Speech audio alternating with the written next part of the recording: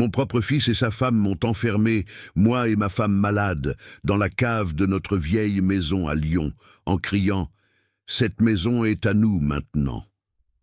Assis dans cette humidité, j'ai murmuré à Éléonore « Tais-toi, ils ne savent pas ce qui est caché derrière ce mur ». Quand ils sont partis, j'ai déplacé une brique mal scellée et j'ai montré à ma femme le secret que j'avais gardé pendant 43 ans, la vérité sur qui je suis vraiment. Une vérité capable de détruire tout ce qu'ils croient savoir sur notre famille. Bonjour, chers auditeurs. Merci de vous joindre à moi aujourd'hui. Avant de commencer mon histoire, j'apprécierais que vous vous abonniez à la chaîne et que vous me disiez dans les commentaires de quelle ville ou de quel pays vous m'écoutez. Cela m'émeut toujours de savoir jusqu'où nos histoires voyagent. Bonne écoute. Je me suis réveillé à 5h30 du matin, comme je le fais depuis plus de 40 ans. Je n'avais pas besoin de regarder l'horloge. Le corps connaît déjà l'heure. Dehors, le silence avait encore cette épaisseur d'avant l'aube. Depuis la place en contrebas, le son de la cloche de l'église a rompu la quiétude, suivi par le battement d'ailes des pigeons sur le vieux toit de tuiles. J'ai ouvert la fenêtre. L'air ancien de Lyon est entré, frais et mêlé au doux parfum du jasmin qui grimpait sur les ferronneries du balcon. Le ciel commençait à s'éclaircir, et le vent portait le murmure des feuilles du magnolia dans la cour. J'ai entendu le vrombissement d'un scooter, puis le claquement sec du journal contre les marches. Le progrès de Lyon, comme tous les autres jours. Je l'ai ramassé et l'ai laissé à côté de la théière, sur la table en bois plus vieille que mon propre fils. J'ai traversé le long couloir au vieux parquet, où les lattes gémissaient à chaque pas que nous avions jamais fait dans cette maison. Sur le mur, ma photo de mariage avec Éléonore était de travers. Le cadre doré avait depuis longtemps perdu son éclat. Je l'ai redressé avec soin, caressant le verre poussiéreux. Dans le salon, j'ai allumé la vieille lampe qui repose à côté de la petite vitrine des souvenirs de famille. J'ai toujours l'impression que tant que la flamme est vivante, la maison l'est aussi.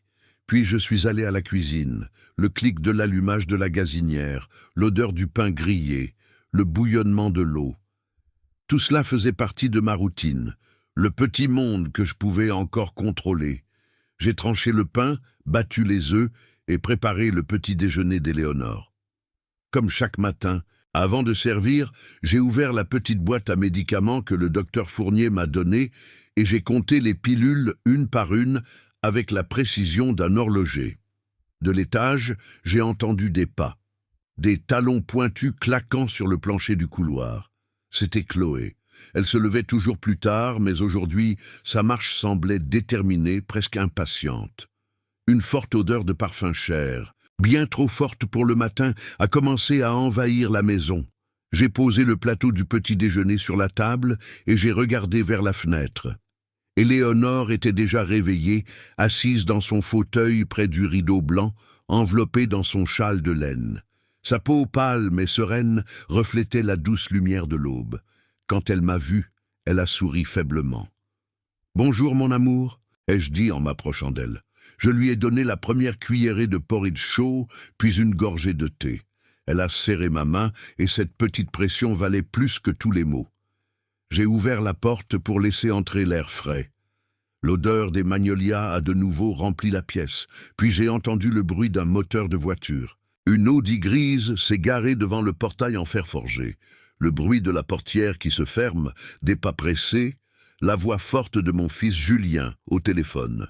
« Oui, dis à Jacques de conclure l'affaire avant lundi. »« Non, je me fiche du risque, je veux que ce soit signé. » Son ton était le même que toujours, impatient, autoritaire.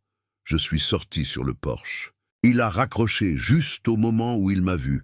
Il m'a salué d'un bref signe de tête, puis s'est penché pour embrasser sa mère. Il a à peine effleuré sa joue.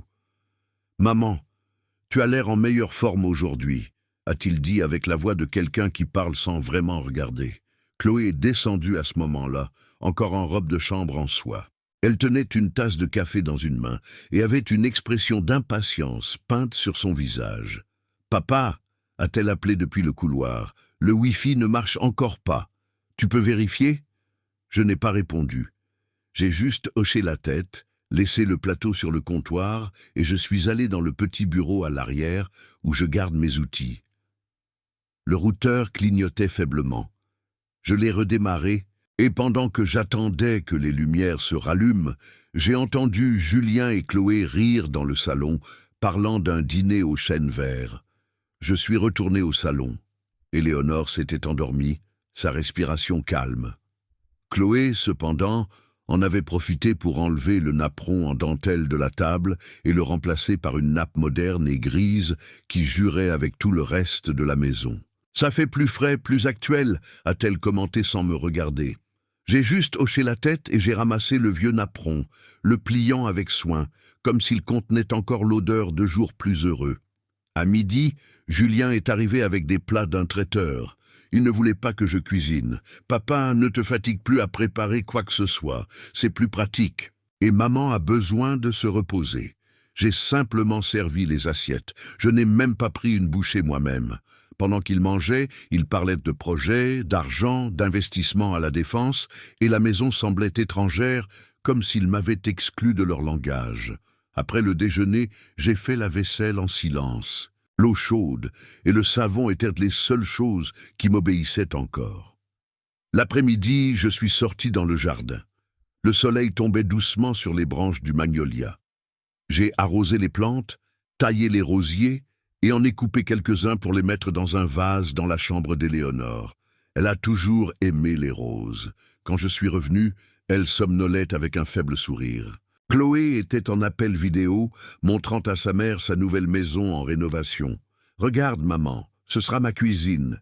Et ici, la salle à manger. C'est un bijou d'antiquité, tout comme cette maison, » a-t-elle dit entre deux rires. Depuis son fauteuil, Éléonore écoutait sans un mot. Ses yeux, fatigués mais doux, suivaient le mouvement sur l'écran comme quelqu'un qui regarde quelque chose de lointain. Quand l'appel s'est terminé, elle m'a regardé et a souri avec cette douceur qui ne l'a pas encore quittée. « Tu voudrais un thé, mon amour ?» ai-je demandé. Elle a secoué la tête. J'ai bordé la couverture sur ses jambes et je suis resté là un moment, à regarder la lumière de l'après-midi filtrer à travers les rideaux, peignant la pièce d'une teinte dorée. À la tombée de la nuit, je suis descendu à la cave chercher un pot de peinture. Je voulais réparer la fenêtre du couloir. J'ai allumé le vieux néon. L'air était froid, humide. L'odeur de bois et de poussière m'a fait tousser. Les bouteilles de vin du vieux Gérard étaient toujours là, couvertes de toiles d'araignée. J'ai passé la main sur l'une d'elles et j'ai lu son nom gravé sur l'étiquette. Gérard Dubois, 1978. Je suis resté là à regarder le faible reflet de la lumière sur le verre. La maison gardait son histoire, mais l'écho de nouveaux pas l'avait changée. Elle ne sonnait plus pareille, ne sentait plus pareille. J'ai éteint la lumière et j'ai lentement monté les escaliers. Avant de fermer la porte, j'ai jeté un dernier regard à la cave sombre et j'ai dit dans un quasi-murmure « Cette maison respire encore, mais plus avec notre souffle. » Je suis resté là un instant, n'entendant que le tic-tac de l'horloge comtoise dans le couloir. Puis je suis retourné dans la chambre d'Éléonore. Elle dormait paisiblement, et la lampe à côté de son lit jetait une lumière chaude sur son visage. Je me suis assis à côté d'elle, j'ai pris sa main, et j'ai pensé que même si le monde insistait pour avancer, sans regarder en arrière, j'appartenais toujours à cette maison, à son silence, au bon fantôme qui l'habitait encore. Et ainsi ma journée s'est terminée, comme tant d'autres, avec un cœur plein d'amour et une tristesse qui ne part jamais, mais que j'ai appris à accepter, comme quelqu'un qui apprend à vivre avec le son constant d'une vieille maison qui se vide lentement de ses voix. Ce jour-là s'est levé avec une pluie fine, presque invisible, du genre qui semble flotter dans l'air plutôt que de tomber. Je me suis réveillé avant le lever du soleil.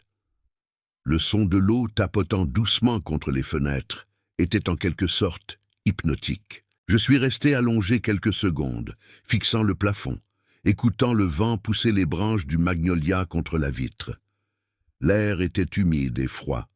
La chambre sentait le vieux bois et les médicaments.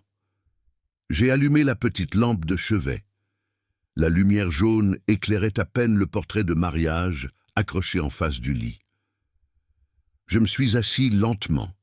J'ai mis mes chaussures et mon manteau, et je suis sorti dans le couloir. Le parquet grinçait sous mes pieds, ce son familier qui m'aurait fait sourire en d'autres temps. Mais maintenant, il me rappelait seulement que la maison se remplissait de pas inconnus.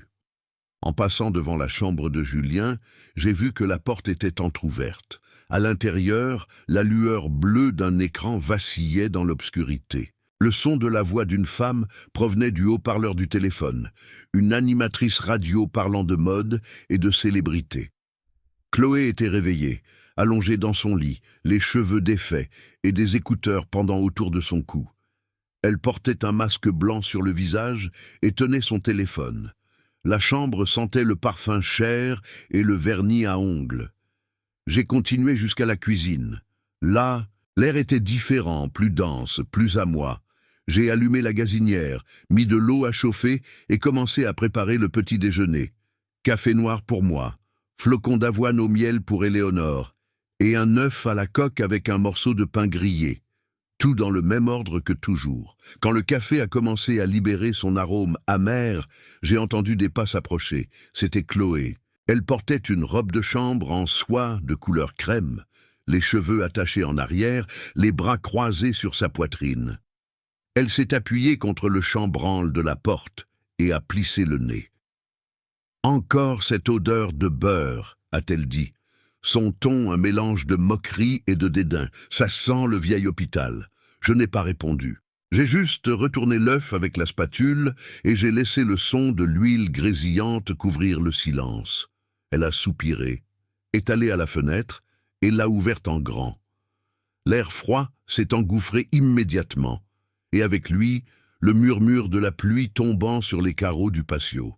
Puis elle a sorti un petit flacon de sa robe de chambre et a vaporisé de l'air avec du parfum. Du Chanel, sans aucun doute, une odeur forte, sèche, presque métallique, qui a noyé l'odeur de la nourriture. « C'est mieux », a-t-elle marmonné, sortant son téléphone pour prendre une photo du petit déjeuner sur le comptoir. « Ambiance du matin, je vais poster ça », a-t-elle ajouté en tapant sur son écran. Je la voyais se concentrer sur la tasse, le pain et sa propre main tenant la fourchette. Elle a pris 3 photos, a changé un filtre et l'a mise en ligne sur ses réseaux sociaux, se souriant à elle-même dans le reflet du micro-ondes. Juste à ce moment-là, Julien est entré, déjà habillé pour le travail. Sa chemise blanche, parfaitement repassée, sa nouvelle montre brillant à la lumière. « Papa, tu t'occupes du jardin aujourd'hui ?» a-t-il demandé sans me regarder directement. « J'ai appelé un jardinier, mais il a annulé. Ne t'inquiète pas, ai-je répondu. Je m'en occupe. » Il a hoché la tête distraitement, regardant sa montre. Chloé lui a apporté une tasse de café et a lissé le revers de sa veste. « N'oublie pas la réunion avec les gens d'Augusta, lui a-t-elle rappelé. « Je sais, a-t-il répondu, lui donnant un baiser rapide sur la joue. Au fait, le décorateur vient aujourd'hui. Je veux qu'il voie la cuisine. » À ce moment-là, alors que je versais le café, j'ai arrêté le mouvement de la cafetière un instant. Décorateur, cuisine, des mots qui pesaient sur moi plus que tous les autres. Pendant le petit déjeuner, ils ont parlé de changer le carrelage, de repeindre les murs, de vendre la vieille ferme dans le Jura. Ils disaient cela comme s'ils parlaient d'objets sans histoire, sans nom, tout ce qui avait appartenu à mon père. Tout ce qui portait sa marque. Quand j'ai fini de servir, j'ai préparé le plateau d'Éléonore. J'ai monté les escaliers lentement, en faisant attention de ne rien renverser. Elle était réveillée, regardant la pluie depuis son fauteuil. Je lui ai souri. « Je t'ai apporté ton café, mon amour, ai-je dit. Je l'ai aidée à s'asseoir. J'ai tenu la tasse pendant qu'elle prenait de petites gorgées. Puis, je lui ai donné ses médicaments, lui ai nettoyé les mains avec une serviette humide et j'ai ouvert la fenêtre pour laisser entrer l'air frais.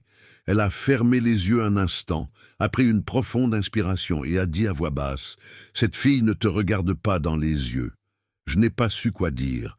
J'ai juste répondu « Repose-toi, mon amour. » En milieu de matinée, le son de rires et de nouvelles voix a rempli la maison. Je suis descendu.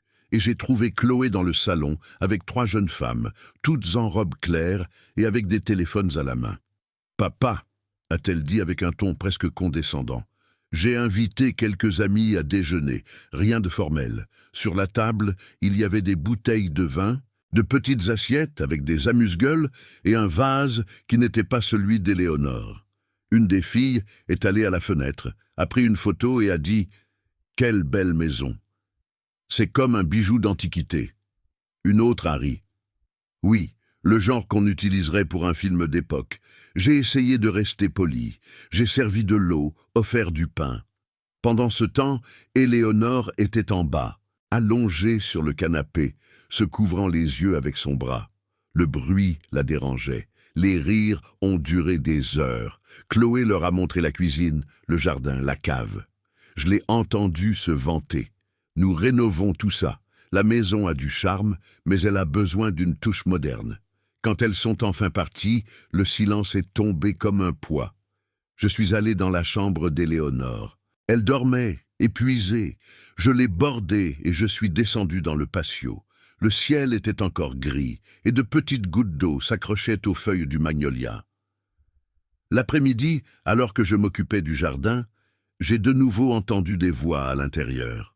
Chloé avait appelé un groupe d'ouvriers. Ils ont apporté des mètres rubans, des nuanciers de peinture et un carnet. Je suis entré juste au moment où l'un d'eux mesurait le cadre de la fenêtre du salon. « Qu'est-ce que vous faites ?» ai-je demandé. Chloé, avec un sourire impeccable, a répondu « Nous allons changer les rideaux et peut-être repeindre. La pièce a besoin de plus de lumière. Ces murs appartenaient à mon père, ai-je dit lentement. Gérard les a peints lui-même. » Elle a haussé les épaules. « Eh bien, il est temps de les moderniser, non ?» Le son d'un crayon marquant le mur m'a transpercé comme un clou. Je n'ai plus rien dit. Je suis allé dans le couloir, j'ai pris mon manteau et je suis sorti dans le patio. Je suis resté sous la pluie quelques minutes à regarder l'eau glisser sur les tuiles. Quand je suis revenu, les hommes étaient repartis. Le salon sentait la poussière fraîche et le parfum. Ce soir-là, Julien est rentré avec une bouteille de vin rouge cher. « Papa, » a-t-il dit avec un sourire tendu, « je t'apporterai un grand cru de Bordeaux la prochaine fois. Je veux fêter le fait que la maison aura bientôt l'air neuve. » Je n'ai pas répondu. Je me suis juste assis près de la fenêtre. Dehors, les gouttes de pluie frappaient les volets. À l'intérieur, leur rire remplissait la salle à manger. J'ai regardé le reflet du vin dans le verre et j'ai pensé à mon père, à la façon dont chaque brique de cette maison avait été posée de ses mains. Chaque fissure avait une histoire, chaque tache de peinture était un souvenir.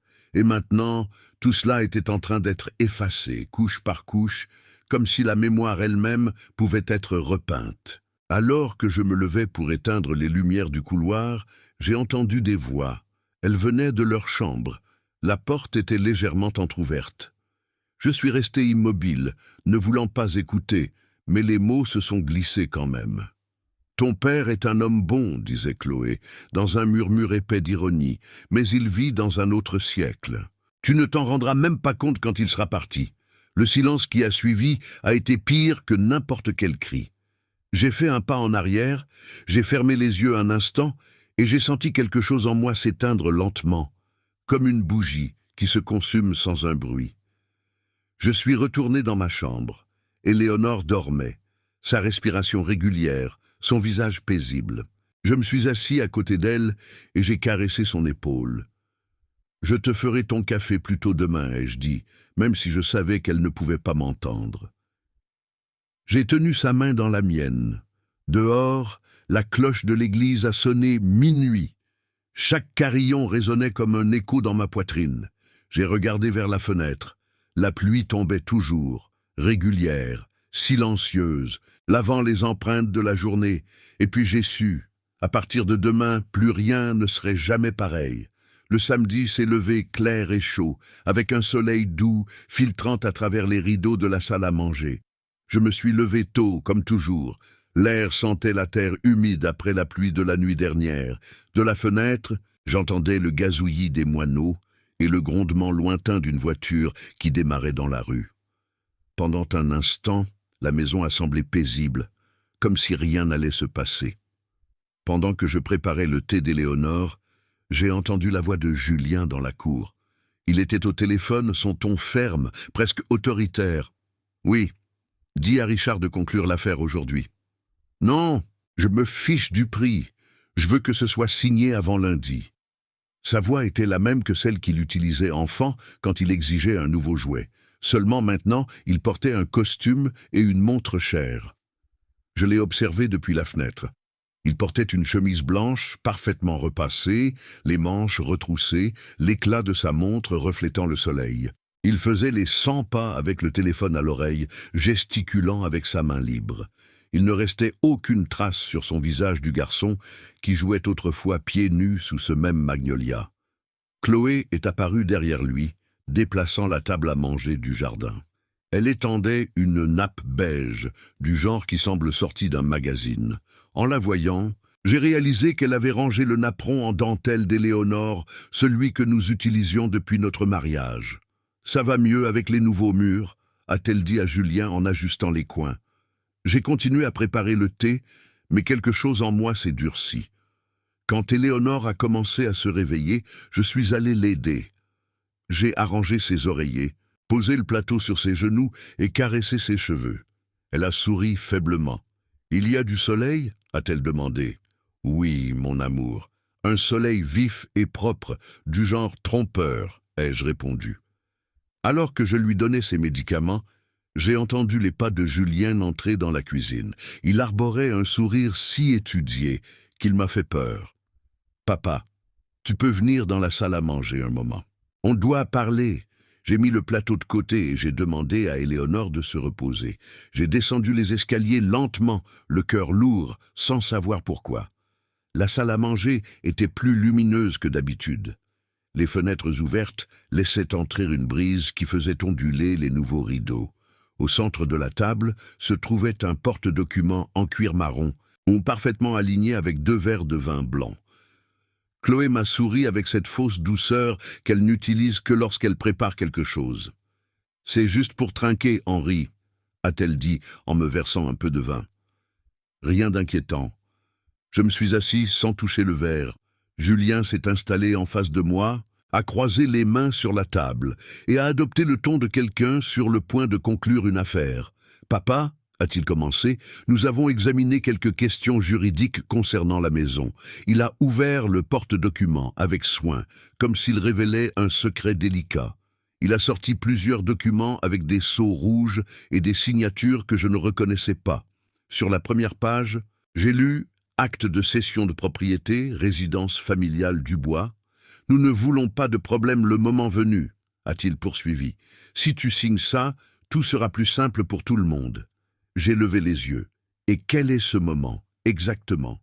Julien a évité mon regard. Chloé est intervenue immédiatement, posant sa main sur les papiers. C'est juste une formalité. Comme ça, on évite les impôts, les héritages compliqués, les avocats. Tu sais comment est la bureaucratie. Je sais, ai-je dit lentement, mais je ne comprends pas la précipitation. Parce que, a répondu Julien avec une impatience contenue, cette maison a besoin d'une direction claire. Tu es fatigué, papa. Nous pouvons nous occuper des choses. Je ne suis pas fatigué, ai-je répondu. Juste vieux, ce qui n'est pas la même chose. Chloé a laissé échapper un petit rire mal à l'aise. Oh, Henri, ne le prends pas comme ça. C'est pour ton bien. Nous voulons que toi et Éléonore soyez à l'aise. C'est alors que j'ai vu le stylo posé juste sur les papiers. Le détail m'a glacé le sang. Tout était prévu. Signer, trinquer, sourire pour la photo, puis disparaître. J'ai posé ma main sur le porte-document sans l'ouvrir. « Non », ai-je dit. Le silence qui a suivi était épais, comme si l'air s'était arrêté de bouger. « Que veux-tu dire, non ?» a demandé Chloé en fronçant les sourcils. « On veut juste t'aider. Je ne signe rien. Cette maison est toujours la mienne. » Julien a posé les coudes sur la table, se penchant vers moi. « Papa, nous vivons ici. Nous payons les factures. Nous nous occupons de maman. C'est la chose logique à faire. Vous vivez sous mon toit, ai-je répondu. Et je m'occupe de ma femme, comme je l'ai toujours fait. Il s'est adossé à sa chaise, a pris une profonde inspiration et a tapoté le bord de la table avec ses doigts. Sois raisonnable, maman a besoin de soins professionnels. J'ai déjà trouvé une place à la résidence des Magnolias, juste à l'extérieur de Genève. C'est un bon établissement. Pendant une seconde, j'ai compris. Qu'est-ce que tu dis? Chloé, prompte à intervenir, a ajouté « Un centre avec des médecins 24 heures sur 24, des jardins, des chambres privées. Tu pourrais lui rendre visite le week-end. » Je l'ai fixé. Le vin dans son verre reflétait la lumière du soleil comme une blessure ouverte. « Tu veux enfermer ta mère dans un établissement ?» Julien a baissé les yeux.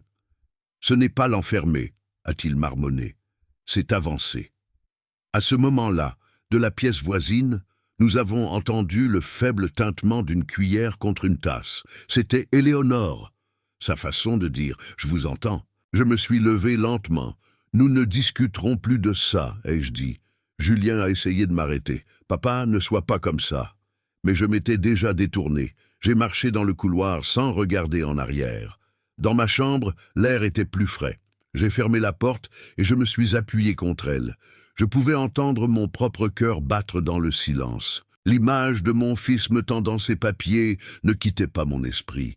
Le même fils que j'ai appris à marcher, que j'ai emmené à l'école sous la pluie, me regardait maintenant comme un obstacle. Cette nuit-là, la maison s'est de nouveau remplie de chuchotements. De mon lit, avec la porte entr'ouverte, j'ai entendu les voix de Julien et Chloé dans le salon. « Ton père ne comprend rien, » disait-elle. « S'il ne signe pas, nous devrons le faire à notre manière. »« Oui, mais il faut que ça ait l'air volontaire, » a-t-il répondu. « Je ne veux pas de problème. » Leurs pas ont résonné dans le couloir, puis le silence. Je me suis levé, je suis allé à la fenêtre et je l'ai ouverte. Le vent de la nuit est entré, sentant l'humidité et les fleurs de magnolia. Au loin, la cloche de l'église a sonné 11 heures. Je suis resté là, respirant profondément, sentant le poids de l'air. Je savais que quelque chose s'était brisé pour toujours. Le lendemain matin, la salle à manger était vide. Les documents étaient toujours sur la table, mais j'ai remarqué qu'il manquait des pages. Quand j'ai demandé, Chloé a souri avec cette politesse qui coupe plus profondément qu'un couteau. « Ne t'inquiète pas, nous les avons rangés pour qu'ils ne se tachent pas. Le courrier est arrivé peu après. Le facteur m'a tendu une enveloppe scellée avec l'entête d'une étude de notaire local. Je l'ai regardée quelques secondes. Elle semblait trop lourde pour n'être que du papier. Je ne l'ai pas ouverte. Je l'ai mise dans le tiroir du buffet et je n'ai rien dit à Éléonore. Le reste de la journée s'est passé en silence. J'ai fait mes tâches habituelles, arroser les plantes, nettoyer la vaisselle, régler l'horloge comptoise. Tout cela avec un calme apparent qui dissimulait à peine la tempête intérieure. Ce soir-là, alors que j'éteignais les lumières du couloir, j'ai remarqué une faible lueur provenant du bureau. Je me suis approché, en silence. La porte était entr'ouverte. À l'intérieur, Julien était à la photocopieuse, empilant des documents. Chloé examinait des feuilles à contre-jour, comparant des signatures sur son écran d'ordinateur. « Celle-ci n'a pas l'air correcte, » a-t-elle dit. « Fais-la de la même manière. Personne ne le remarquera, » a-t-il répondu. Je suis resté immobile, respirant lentement, ma main posée sur le cadre de la porte. J'ai senti le bois froid sous mes doigts. Je ne voulais pas entrer, je ne voulais pas les interrompre. Je voulais les voir tels qu'ils étaient vraiment, sans masque. Quand ils ont eu fini, ils ont éteint la lumière et sont montés, riant comme si de rien n'était. Je suis resté seul dans l'obscurité. La lampe du couloir projetait une longue ombre de moi sur le sol. J'ai regardé mes mains. Elles tremblaient, mais pas de peur. J'ai fermé les yeux. Au loin, l'horloge comptoise a sonné minuit. Chaque carillon sonnait plus fort que le précédent. La maison, ma maison, semblait me regarder, et pour la première fois en 40 ans, j'étais certain que le danger ne venait pas de l'extérieur, mais de l'intérieur. À partir de ce moment, j'ai juré une chose. S'ils avaient commencé un jeu, je serais le premier à en apprendre les règles. Le soleil est entré violemment ce matin-là, filtrant à travers les rideaux comme des couteaux de lumière. La maison était trop calme. Pas de radio, pas de tic-tac de l'horloge, pas même les oiseaux chantant dans la cour. Juste le lent bourdonnement du ventilateur de plafond tournant paresseusement au-dessus du salon. Chloé est partie tôt. Elle portait des lunettes noires et avait un sac à main en bandoulière. Avant de fermer la porte, elle a dit sans me regarder « Je vais acheter des fleurs pour la décoration. Cette maison a besoin d'un peu de vie. » Elle n'a pas attendu de réponse. Le claquement de la porte a sonné creux, puis l'écho de ses talons s'est estompé dans la rue. J'ai préparé le petit déjeuner d'Éléonore en silence. Œufs à la coque, pain grillé, la tisane qui calmait sa toux. Je l'ai aidé à se lever, j'ai arrangé son châle sur ses épaules et je l'ai sorti sur le porche. L'air était chaud, lourd du parfum des fleurs de magnolia. Elle a fermé les yeux un instant, profitant du soleil sur sa peau. « Il fait chaud », a-t-elle murmuré. « Trop chaud », ai-je répondu, l'éventant avec un vieux journal. Quand je suis retourné à la cuisine, j'ai trouvé Julien appuyé dans l'embrasure de la porte. Il avait une tasse de café à la main, le visage tendu, les manches retroussées jusqu'au coude. Il me regardait avec ce mélange de condescendance et d'agacement que je trouvais insupportable. « Papa, a-t-il dit, sa voix basse mais ferme, nous devons reparler, et cette fois, je veux que tu m'écoutes. » Je n'ai pas répondu. J'ai continué à nettoyer la table. Le son du chiffon sur le bois était ma seule réponse. Julien a fait un autre pas, posant la tasse avec force sur le comptoir. Du café s'est renversé et a taché la nappe. « Tu ne peux pas continuer à vivre dans le passé », a-t-il ajouté. « Maman a besoin de soins que tu ne peux pas lui fournir. » J'ai respiré lentement, sans lever les yeux. « Tu as dit ça hier », ai-je marmonné. Il a laissé échapper un soupir impatient, et il y avait quelque chose de nouveau dans ses yeux, quelque chose de plus sombre. « Viens », a-t-il dit soudainement, « descends avec moi. Je veux te montrer quelque chose. »« Qu'est-ce que c'est ?» ai-je demandé, bien que son ton n'admette aucune discussion.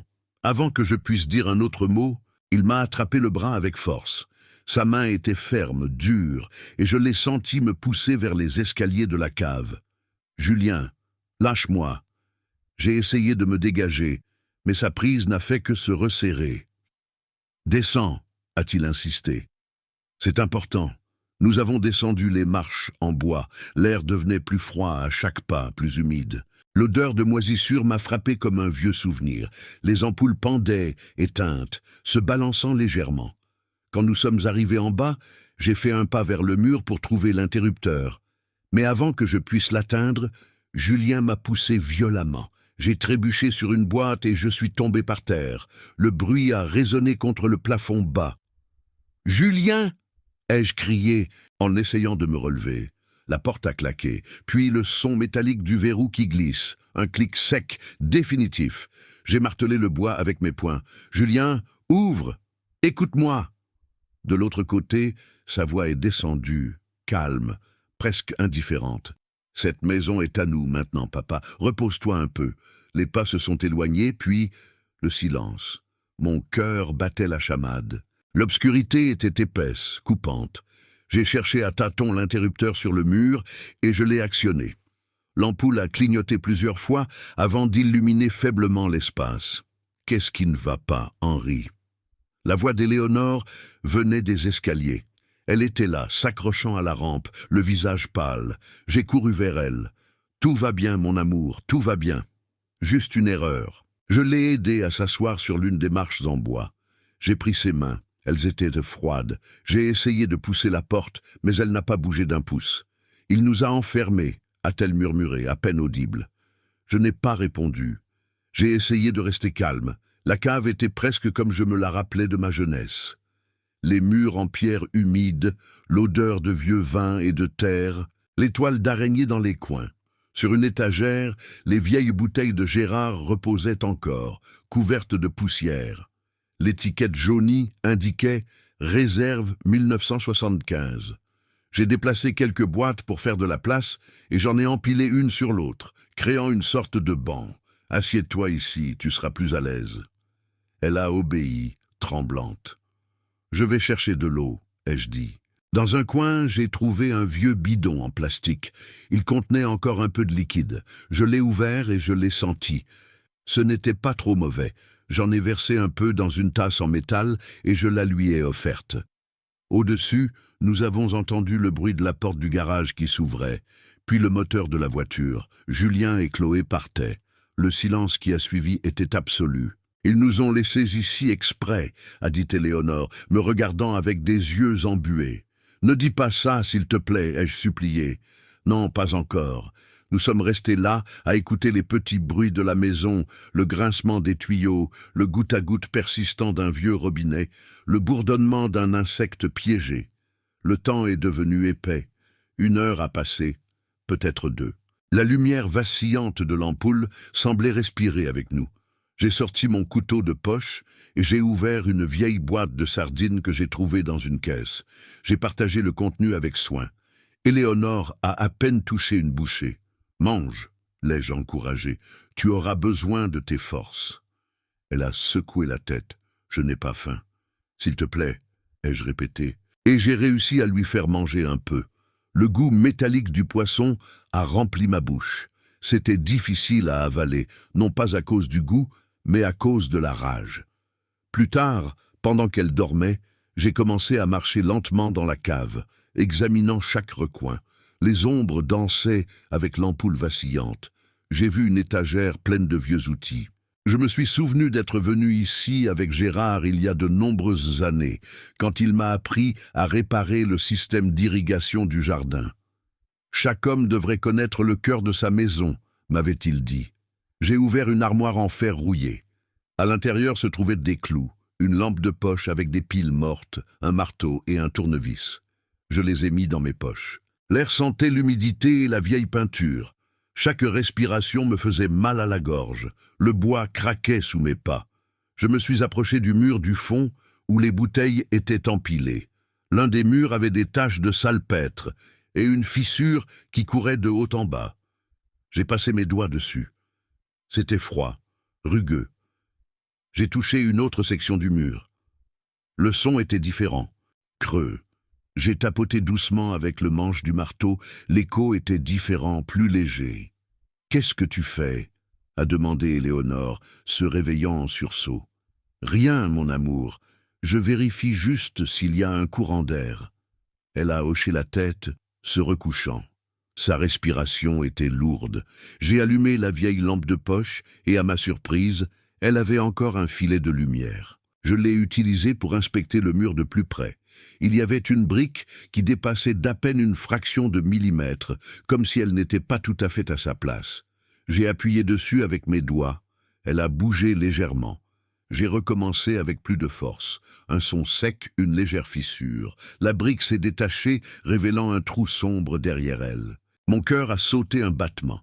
J'ai passé la main à l'intérieur. J'ai touché quelque chose de métallique, froid, rectangulaire. J'ai tiré avec précaution et je l'ai sorti. C'était une boîte, une vieille boîte de tabac. Lucky Strike. Le métal était terne, avec des taches de rouille, mais je pouvais encore lire la marque en relief dessus. Je l'ai fixé pendant quelques secondes, sans comprendre. Le faisceau de la lampe de poche tremblait sur ma main. « Qu'est-ce que c'est ?» a demandé Éléonore d'une voix faible. « Je ne sais pas, quelque chose que quelqu'un a caché il y a longtemps. » Je me suis assis par terre à côté d'elle. La boîte était hermétiquement fermée, le bord soudé par le temps. Je l'ai tournée entre mes doigts, sentant son poids. Ce n'était pas juste un souvenir. Elle contenait quelque chose. L'air dans la cave est devenu plus lourd. Je pouvais entendre ma propre respiration mêlée au son constant des gouttes d'eau. J'ai posé la boîte sur mes genoux et je l'ai examinée à la lumière jaune de l'ampoule. Le métal a brillé un instant, comme s'il me renvoyait mon regard d'un autre temps. Éléonore m'a regardé, les yeux mi-clos. « Henri, qu'est-ce que tu vas faire ?»« Je ne sais pas, ai-je répondu, mais au fond de moi, je le savais.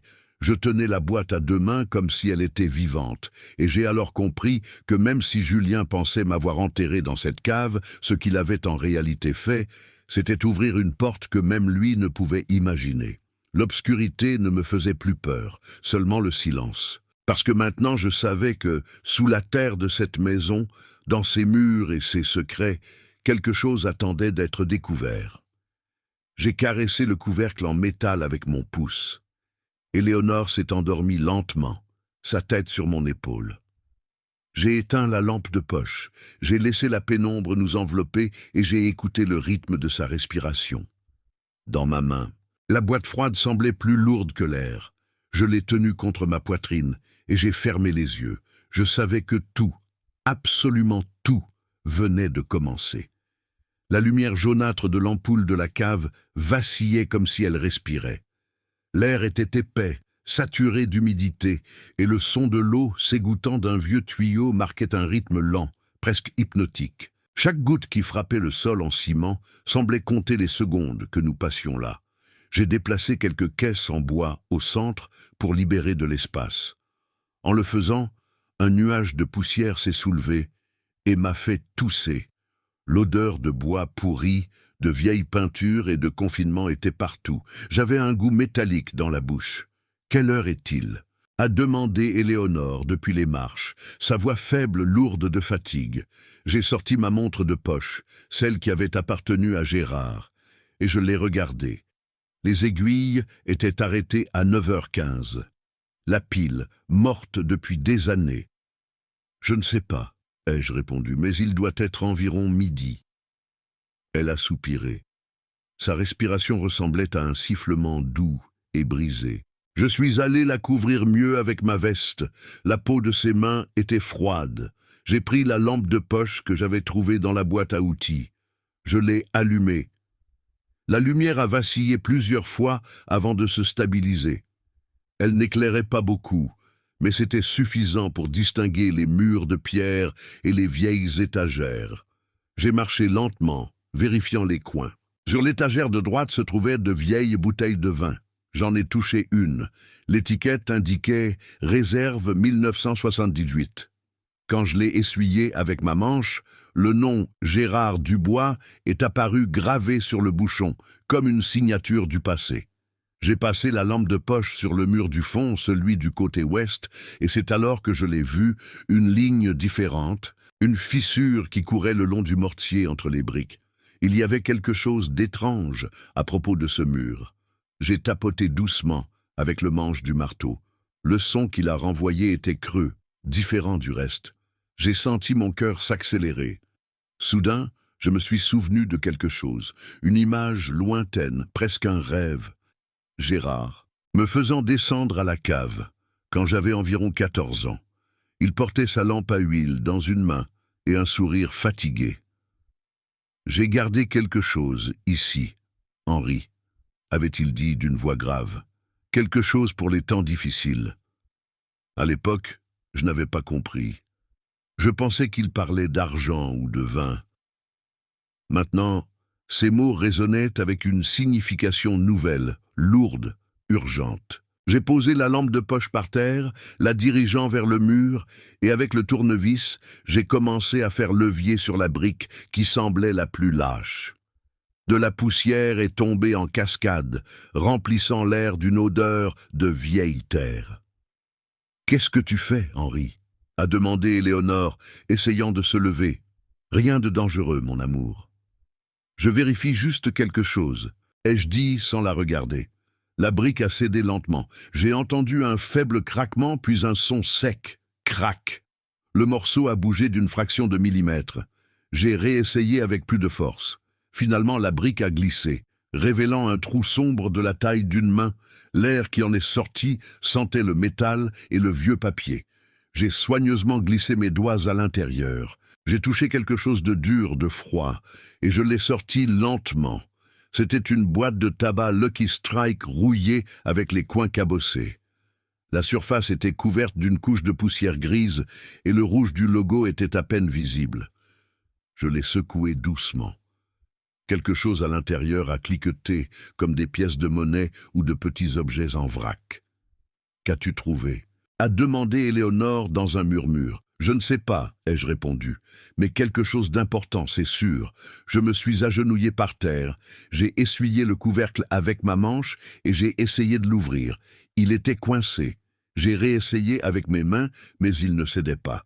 J'ai trouvé le tournevis, je l'ai placé dans la fente et j'ai tourné avec précaution. Un clic sec et le couvercle s'est ouvert. À l'intérieur se trouvait un paquet enveloppé dans du papier ciré, jauni par le temps. noué avec une fine ficelle effilochée. Je l'ai dénoué lentement.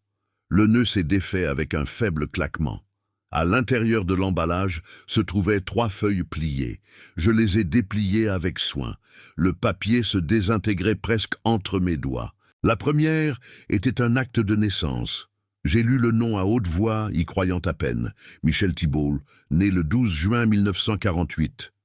Je me suis figé. C'était mon anniversaire. La deuxième feuille était un document d'adoption, avec des sceaux officiels et une signature claire. Gérard Dubois. Le texte stipulait que le mineur, Michel Thibault, devait être légalement adopté avec un nouveau nom, Henri Dubois. La troisième était une lettre manuscrite, le papier plus usé que les autres, mais avec l'écriture ferme, inclinée et inimitable de Gérard. Si tu lis ceci, mon fils, c'est que la nécessité t'a conduit ici. Les lettres semblaient parler de la terre elle-même. J'ai senti une boule dans ma gorge. J'ai tenu les pages à la lumière de l'ampoule, les étalant sur une boîte vide. Éléonore s'est approchée, s'appuyant sur la rampe. « Qu'est-ce que ça dit » a-t-elle murmuré. Je me suis éclairci la gorge. « Écoute » ai-je dit, et j'ai commencé à lire. « Ton vrai nom est Michel Thibault. Tu es né dans une famille qui aimait son pays, mais qui a été trahie par lui. Ton père, William Thibault, était un conseiller du gouvernement faussement accusé de conspirer contre l'État. Il est mort en prison pour te protéger, toi et ta mère. Personne ne devait jamais le savoir. J'ai changé ton nom, mon fils, pour que tu puisses vivre sans l'ombre du passé. Tu es autant mon fils que tu étais le sien. Mais si jamais tu trouves cette lettre, souviens-toi, le sang qui coule dans tes veines a une histoire, et tu ne dois laisser personne la ternir. » J'ai fini de lire. Ma voix tremblait. L'écho de mes mots rebondissait sur les murs humides. Éléonore pleurait. « Ton père. Le vrai ?» a-t-elle demandé. J'ai hoché la tête lentement. « Oui. » Et Gérard savait tout. Je me suis assis à côté d'elle. La boîte en métal reposait dans mes mains, aussi froide que la pierre. Je l'ai regardée et j'ai senti qu'à l'intérieur, il y avait quelque chose de plus que des papiers. Il y avait un poids invisible, celui d'une histoire enterrée depuis des décennies. J'ai passé mes doigts sur les lettres délavées de Lucky Strike et j'ai pensé à Gérard cachant cela, seul dans cette même cave, peut-être dans la peur d'être découvert. Le silence a de nouveau envahi l'endroit. Le seul son était le goutte-à-goutte constant du tuyau, marquant un temps qui semblait s'être arrêté. Soudain, un bruit d'en haut, un coup sec comme une porte qui se ferme. Je me suis levé instinctivement. « Tu as entendu ça ?» ai-je demandé. Éléonore a hoché la tête, alarmée. « Oui. » J'ai éteint la lampe de poche et nous nous sommes retrouvés dans une quasi-obscurité. J'ai écouté attentivement, des pas faibles ou peut-être le vent. Je n'étais pas sûr. Dehors, une voiture a roulé dans la rue. Son moteur s'est estompé dans le bourdonnement de la chaleur. Je me suis approché des escaliers, observant le filet de lumière provenant de sous la porte. Il ne bougeait pas. Aucun son humain. Juste l'écho lointain du quartier, étouffé par les murs épais. « C'était peut-être le vent », ai-je murmuré. Je suis retourné vers Éléonore. Je l'ai vue faible, épuisée. J'ai drapé ma veste sur ses épaules et je l'ai aidée à s'installer confortablement. J'ai soigneusement remis les documents dans la boîte et je l'ai fermée. Le son métallique du couvercle se refermant m'a fait frissonner. Je l'ai fixé longuement, mon pouce frôlant le bord rouillé. Cette petite boîte contenait non seulement un secret de famille, mais aussi une vérité qui pouvait détruire quiconque pensait avoir le contrôle. J'ai ressenti un calme étrange. Je n'étais plus le même homme qui était descendu dans cette cave par accident. J'ai levé les yeux vers la porte fermée. J'ai pensé à Julien et Chloé là-haut, croyant que leur père était fini, vaincu. Ils ne savaient pas qu'au cœur de cette maison, dans les murs qu'ils méprisaient, je venais de trouver quelque chose qui pouvait tout changer. J'ai pris la main d'Éléonore. Il y a quelque chose qu'il ne sait pas, mon amour. Quelque chose qui peut tout changer, ai-je murmuré. Elle m'a regardé avec une tendresse fatiguée, ne comprenant pas tout à fait. J'ai éteint la lumière. Il ne restait que la fine bande de clarté filtrant sous la porte. La boîte a brillé un instant sur mes genoux, reflétant ce filet de lumière. Le son du goutte à goutte continuait de marquer le temps, lent, implacable. Et ainsi, sous la terre de la maison du bois, avec la vérité entre mes mains, je savais que l'histoire de ma famille, la vraie, commençait tout juste à ressurgir des briques décellées du passé. Le temps a cessé d'avoir une forme dans cette cave. Je ne savais pas si c'était le jour ou la nuit. La lumière de l'ampoule vacillait de temps en temps, et quand elle s'éteignait, le silence devenait si épais que je pouvais entendre mon propre cœur battre. Il n'y avait pas d'horloge, pas de rayons de soleil, pas de son lointain de cloche d'église, seulement le goutte à goutte incessant du tuyau rouillé et la faible respiration d'Éléonore. Je suis resté à côté d'elle, assis par terre, lui caressant les cheveux. Chaque fois qu'elle respirait, sa poitrine se soulevait et retombait avec difficulté. Elle avait commencé à frissonner, alors je l'ai couverte avec ma veste et un vieux tissu que j'ai trouvé dans une boîte. Soudain, j'ai entendu le bruit familier des pneus sur le gravier. Je me suis redressé d'un bond. Julien et Chloé étaient de retour.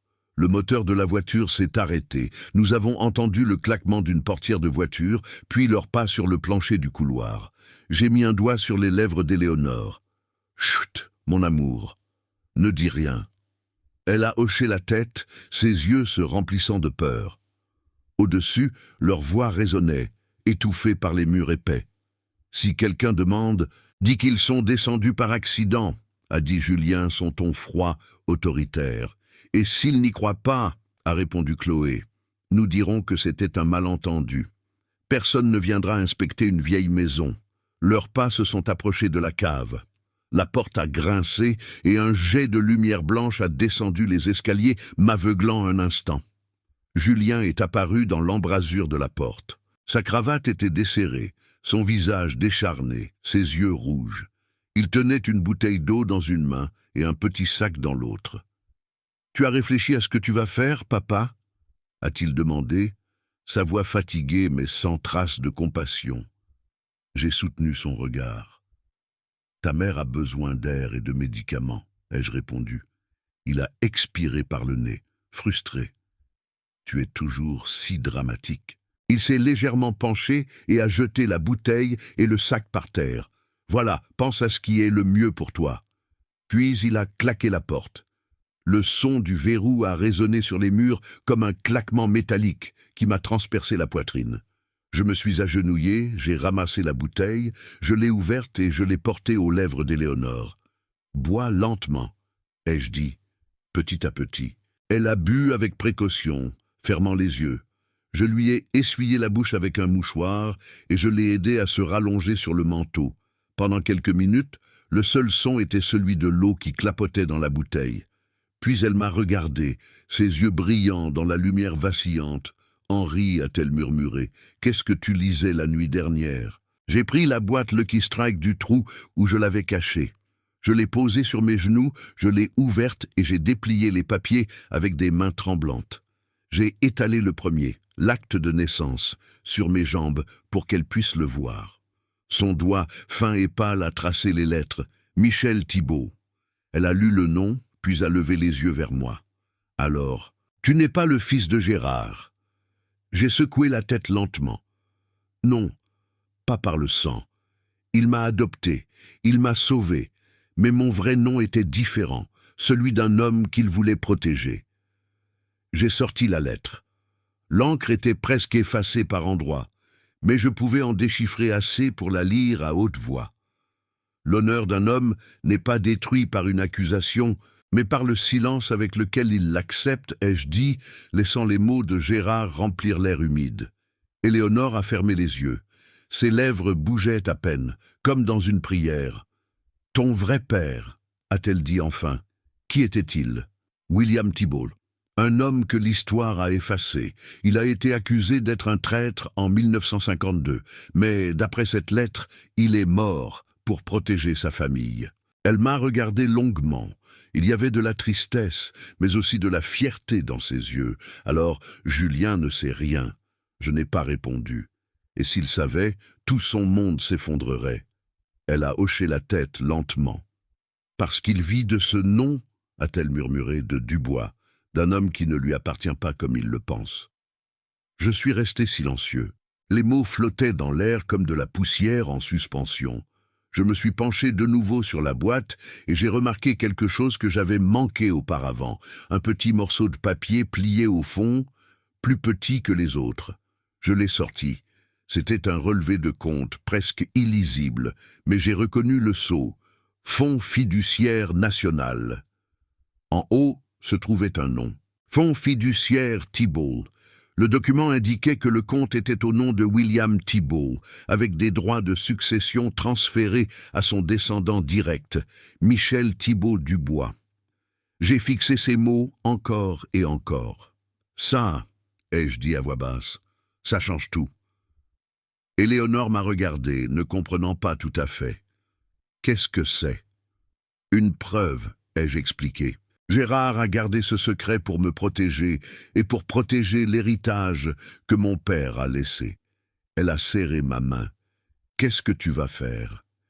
Je ne sais pas encore. Mais maintenant, j'ai quelque chose qu'ils n'attendent pas. Une lettre d'un homme mort et le pouvoir d'un nom oublié. J'ai remballé les documents dans le tissu et je les ai mis dans la boîte. Puis j'ai trouvé un trou plus profond dans le mur, derrière les vieilles bouteilles. J'ai retiré 2 briques descellées et j'ai caché la boîte à l'intérieur, la recouvrant de poussière et de bois. S'ils essaient de redescendre, ils ne doivent pas la voir, ai-je dit. Éléonore a hoché la tête. Sa respiration a commencé à se faire plus courte, comme si l'air était plus difficile à aspirer.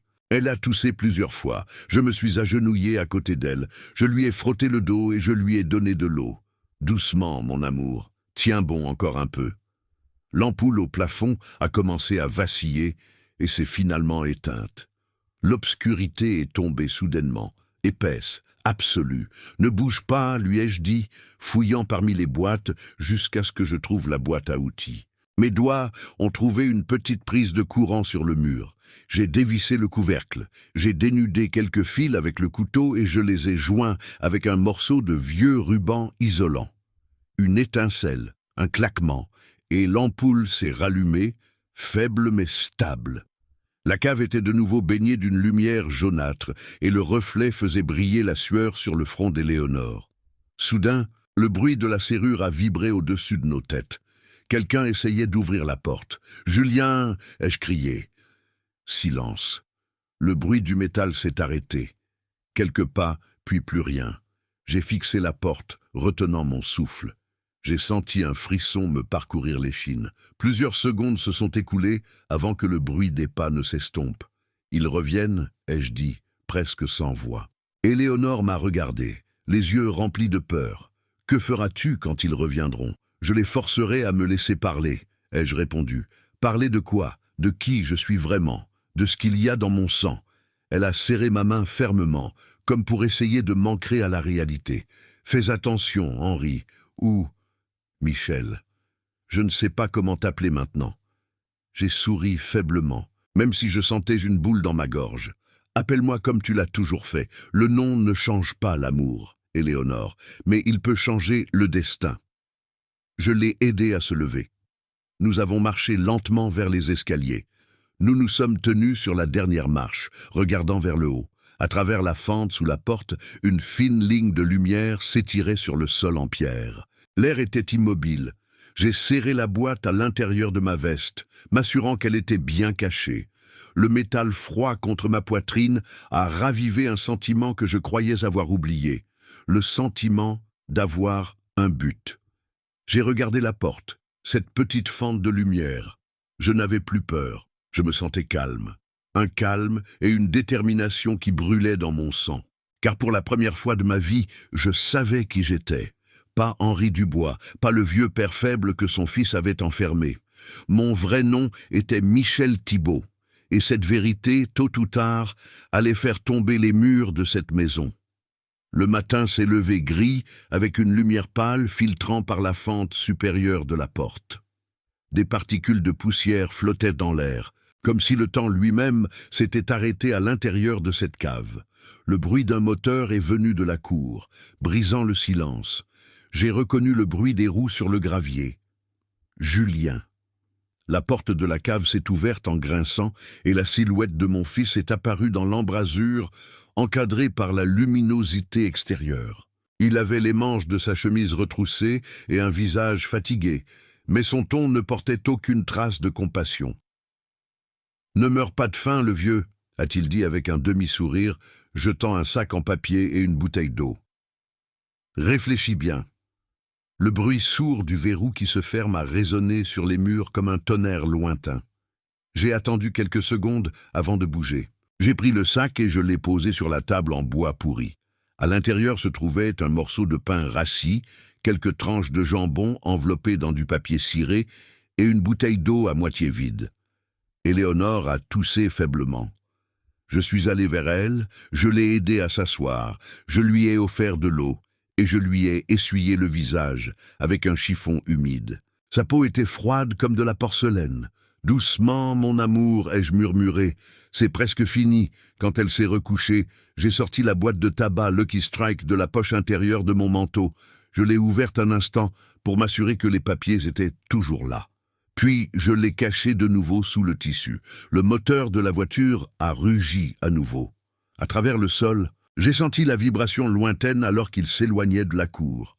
La maison est tombée dans le silence. J'ai regardé la vieille horloge accrochée au mur de la cave. Elle indiquait 11h15, comme la dernière fois. Elle n'avait pas bougé. Cela semblait une ironie cruelle.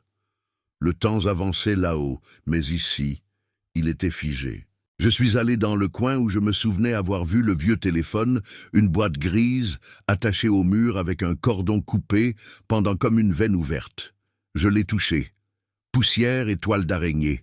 Inutile. Mais alors, je me suis souvenu de quelque chose. Dans la poche de la veste d'Éléonore se trouvait son vieux téléphone portable, un de ceux avec un clavier coulissant qu'elle utilisait pour appeler le médecin. Je l'ai sorti avec précaution. L'appareil était couvert de poussière, mais il avait encore un peu de vie. J'ai appuyé sur le bouton d'alimentation. L'écran a vacillé. Une barre de batterie, faible mais suffisante. J'ai fait glisser le clavier et j'ai ouvert les contacts. Seulement 3 numéros enregistrés. Docteur Fournier, Julien et Maître Durand. Le nom de Durand a ravivé un souvenir. L'avocat qui avait travaillé avec moi il y a des années lorsque j'avais défendu une parcelle familiale contre la mairie. Un homme décent, discret, quelqu'un en qui je pouvais encore avoir confiance. J'ai attendu qu'Éléonore s'endorme. Sa respiration est devenue plus lente, plus régulière. Puis j'ai monté 2 marches, cherchant un endroit où le signal pourrait être plus fort. J'ai tenu le téléphone jusqu'à la fente de lumière sous la porte. Une barre de réseau, juste une, mais c'était assez. J'ai composé le numéro de Maître Durand. 1, 2, 3 sonneries, puis une voix de femme, jeune, professionnelle, cabinet Durand & Associés. « Bonjour ». Je suis resté silencieux quelques secondes avant de parler, contrôlant le tremblement de ma voix. « C'est Henri Dubois », ai-je dit à voix basse. « S'il vous plaît, dites à Maître Durand que je dois le voir aujourd'hui. C'est une question d'héritage et de fraude. Maître Durand a un créneau à 16h, a-t-elle répondu sans hésiter. « Confirmé », ai-je murmuré, et j'ai raccroché avant qu'elle ne puisse poser d'autres questions. J'ai éteint l'écran, le couvrant de ma paume pour empêcher la lumière de filtrer sous la porte. Je me suis tourné vers Éléonore, qui dormait toujours. Je me suis agenouillé à côté d'elle. « Nous sortons d'ici cet après-midi », ai-je promis à voix basse. Je le jure. Pendant les heures suivantes, j'ai repassé le plan dans ma tête encore et encore. Le téléphone avait peu de batterie. Je devais l'utiliser seulement au bon moment. J'ai sorti la boîte et j'ai vérifié que les papiers étaient complets. Le certificat, la lettre, le document bancaire. Je les ai enveloppés dans un mouchoir propre et je les ai mis dans mon manteau. L'air est devenu plus lourd au fil de la journée. La chaleur montait du sol, mêlée à l'odeur d'humidité. Éléonore dormait par intermittence, se réveillant en sursaut de temps en temps. Vers 15h, le bruit de la voiture a de nouveau rompu le silence. Le grincement du portail, le claquement des portes. La serrure de la cave a tourné. Julien est de nouveau apparu à l'entrée avec la même expression dure. « Tu as changé d'avis, papa » a-t-il demandé, descendant quelques marches. J'ai feint la faiblesse m'appuyant contre le mur.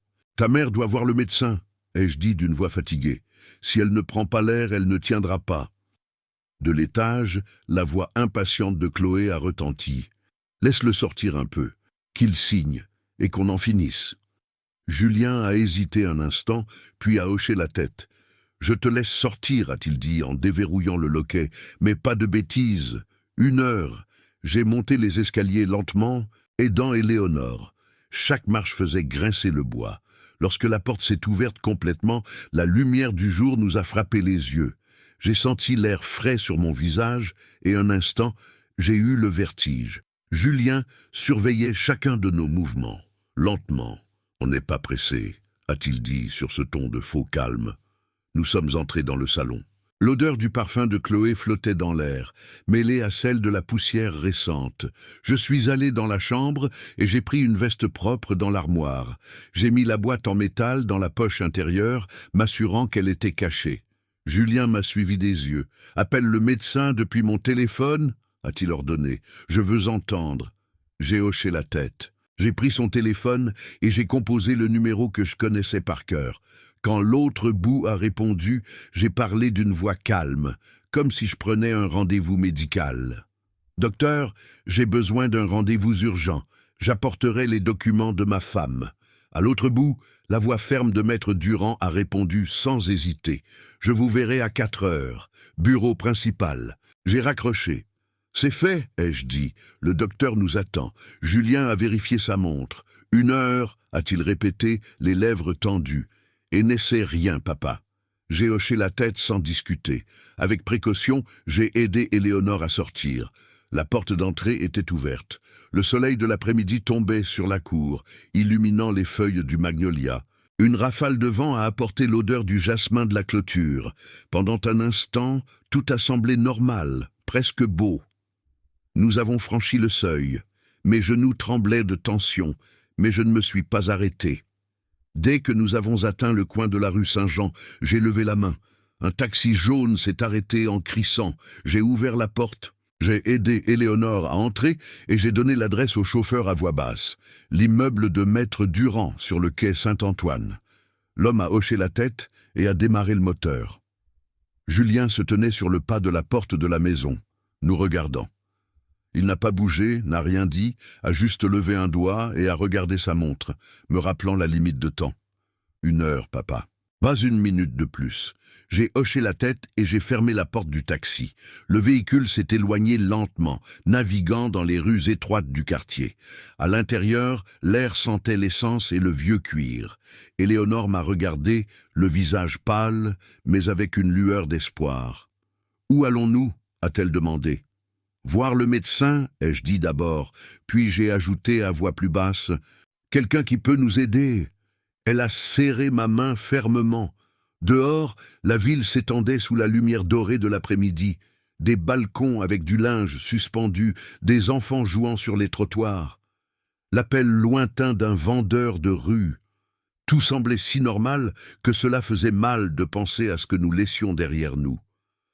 Alors que le taxi tournait sur le quai Saint-Antoine, j'ai discrètement sorti la boîte Lucky Strike de ma poche et je l'ai regardée 1 seconde. Le métal froid dégageait un faible reflet, presque imperceptible. Je l'ai tenu sur mes genoux et j'ai pensé à Gérard, à William Thibault, aux 2 hommes qui, d'une certaine manière, m'avaient fait ce que j'étais. J'avais passé ma vie à croire que les secrets du passé étaient enterrés pour toujours. Mais maintenant, je savais que la vérité n'est jamais enterrée, elle attend seulement. Le chauffeur de taxi a allumé la radio. Une vieille chanson est passée, une de celles qu'Éléonore fredonnait en cuisinant. Elle l'a reconnue et a souri faiblement de ses lèvres sèches. « Je n'ai pas entendu ça depuis des années », a-t-elle murmuré. J'ai souri aussi, pour la première fois depuis longtemps. J'ai senti que le destin me donnait une seconde chance. Alors que le soleil se reflétait sur les bâtiments du centre-ville, le taxi a poursuivi sa route. La ville bougeait autour de nous, indifférente, mais dans ma poitrine, quelque chose s'éveillait, un mélange de calme et de résolution. J'ai serré la main d'Éléonore. J'ai regardé devant moi et j'ai su avec une certitude absolue que l'appel passé depuis l'obscurité d'une cave avait tout changé. La liberté, enfin, avait une forme, et elle m'emmenait droit vers elle. Il était 15h50 lorsque le taxi s'est arrêté devant le bâtiment en pierre de taille. Sur la façade, une plaque de bronze reflétait le soleil du soir. Cabinet Durand & Associés, avocat. L'éclat m'a aveuglé une seconde. J'ai senti que chaque pas que je faisais en sortant de la voiture était 2 fois plus lourd. J'ai aidé Éléonore à sortir. Le chauffeur nous a regardés dans le rétroviseur, curieux, mais n'a posé aucune question. J'ai payé la course, fermé la porte, et nous nous sommes dirigés vers l'entrée. Le sol du couloir était couvert de carreaux anciens, et chacun de nos pas résonnait d'un écho doux, presque solennel. À l'intérieur, l'odeur de bois ciré et de vieux papier m'a immédiatement frappé. Ce mélange me rappelait le bureau de Gérard, où tout avait un ordre parfait et où le temps semblait se mouvoir avec respect. La jeune secrétaire, avec un chignon soigné et un sourire aimable, nous a reconnus instantanément. « Maître Durand vous attend. »« Monsieur Dubois » a-t-elle dit en se levant de son siège. J'ai hoché la tête sans un mot. Je n'avais pas la force de parler. Éléonore se déplaçait lentement, s'appuyant sur mon bras, son foulard gris enroulé autour de son cou. Le bureau de Durand était au bout du couloir. La porte, entr'ouverte, laissait échapper le murmure lointain du quai Saint-Antoine. Nous sommes entrés. L'avocat s'est levé dès qu'il nous a vus. « Je savais que je vous reverrais, Henri », a-t-il dit d'un ton chaleureux. « Que s'est-il passé ?» Sa voix était calme, mais ses yeux percevaient ma tension. Je me suis assis en face de son bureau et, sans un mot, j'ai posé la boîte de tabac Lucky Strike sur le bois. Le métal rouillé a cliqueté doucement. « Tout est là-dedans », ai-je dit en ouvrant soigneusement le couvercle. À l'intérieur se trouvaient les papiers que j'avais gardés pendant des décennies. L'acte de naissance au nom de Michel Thibault, le certificat d'adoption signé par Gérard Dubois, la lettre manuscrite et le document bancaire du fonds fiduciaire Thibault.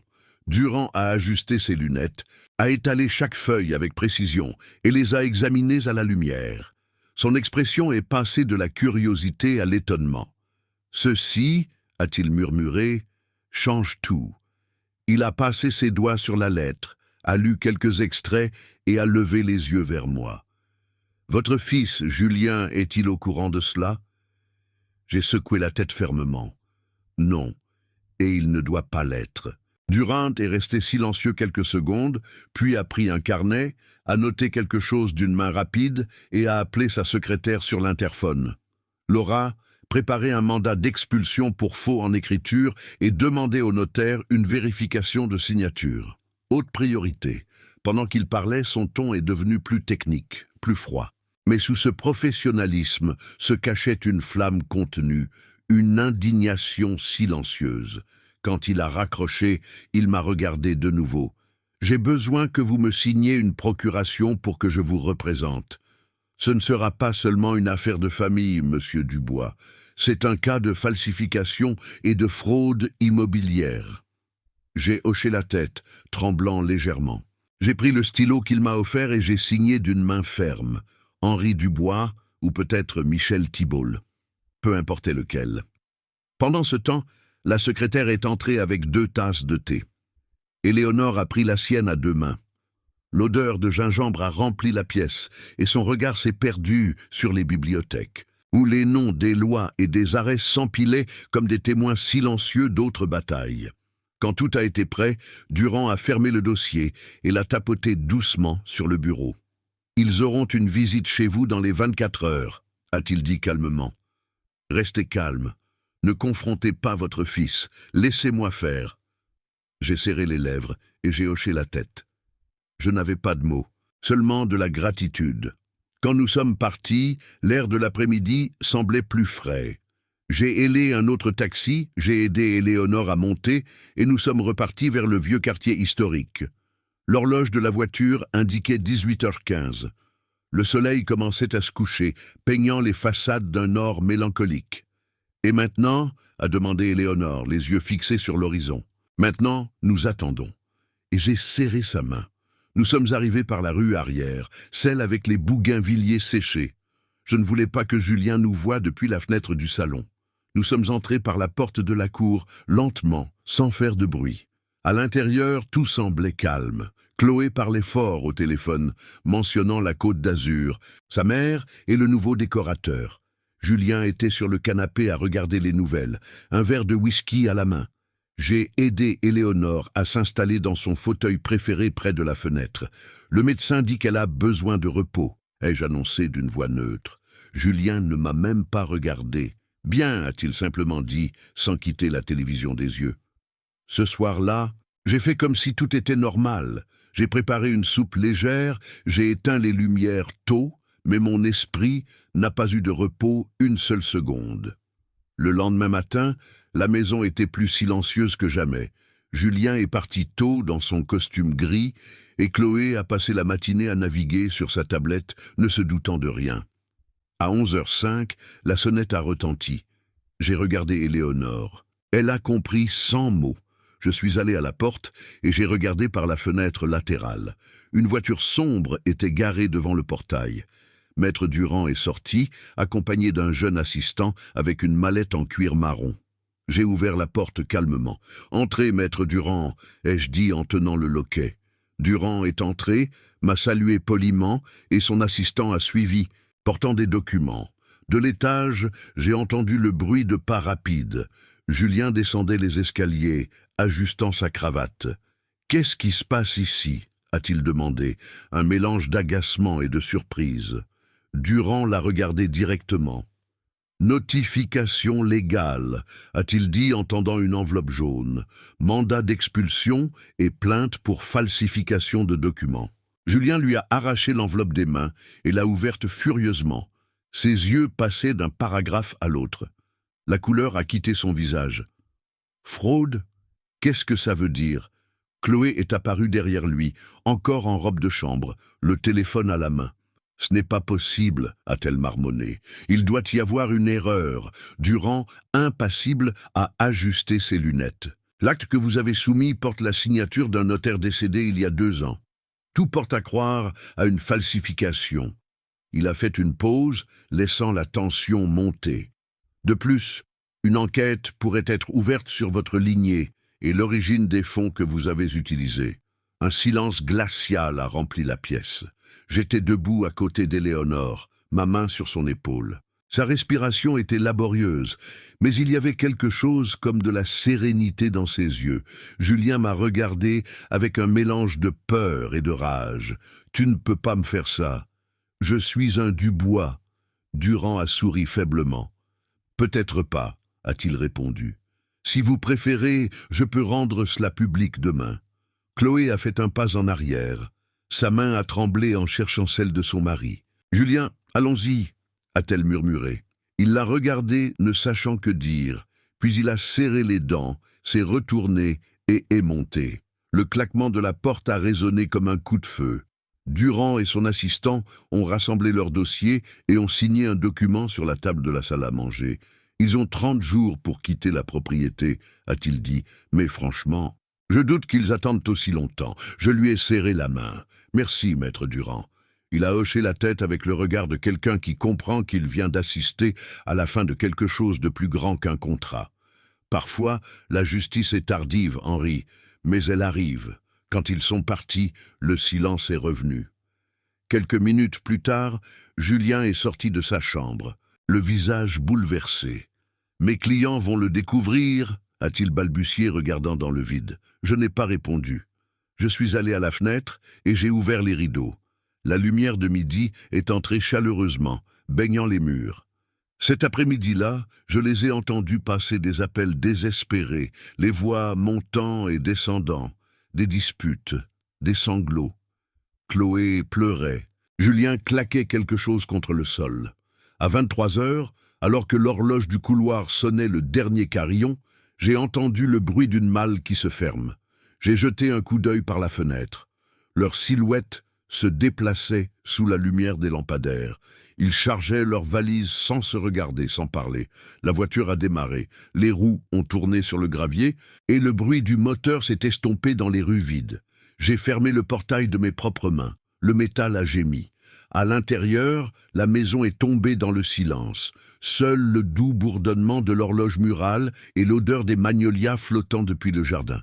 J'ai éteint toutes les lumières, sauf une, la lampe dans le coin, à côté du portrait de Gérard. La lumière jaune se reflétait sur le verre, illuminant son visage sévère, presque paternel. Je suis resté là longtemps, sans bouger, mon cœur battant lentement. Pour la première fois depuis de nombreuses années, j'ai senti que la maison respirait avec moi. Et bien que le vent extérieur portait l'odeur douce des premières oranges mûres, à l'intérieur, le seul son était le silence. Un silence propre, comme si toutes les fausses voix étaient parties pour toujours. Le lendemain matin s'est levé avec une lumière douce, presque innocente. Le soleil d'hiver filtrait à travers les stores, dorant la poussière en suspension dans l'air. C'était un silence différent, épais, comme si la maison retenait son souffle. À 8h30, j'ai entendu le moteur d'un camion s'arrêter devant le portail. Le claquement métallique du frein à main m'a surpris. J'ai jeté un coup d'œil par la fenêtre. 2 hommes en veste bleue descendirent du véhicule. Ils portaient des gants de travail et avaient des expressions pressées. Ils n'ont posé aucune question. Ils sont entrés. Ils ont commencé à charger des valises, des tableaux, des boîtes à chaussures, des sacs de vêtements, tout ce qui avait appartenu à Julien et Chloé. Julien les regardait depuis le porche, les bras croisés. Sa chemise était froissée, son visage décharné, ses cernes creusées. Il ne ressemblait pas à l'homme confiant qui parlait autrefois d'héritage et de logique financière. Maintenant, il n'était qu'un corps portant le poids de son propre échec. Chloé se tenait à côté de lui, et portant un chapeau à larges bords et des lunettes noires. Elle parlait sans cesse au téléphone. Sa voix coupait l'air comme un rasoir. « Dis à maman que nous serons sur la Côte d'Azur ce soir », a-t-elle dit, vérifiant une liste sur son téléphone. Je me suis approché lentement, ouvrant la porte en bois qui grinçait, comme si elle aussi voulait dire au revoir.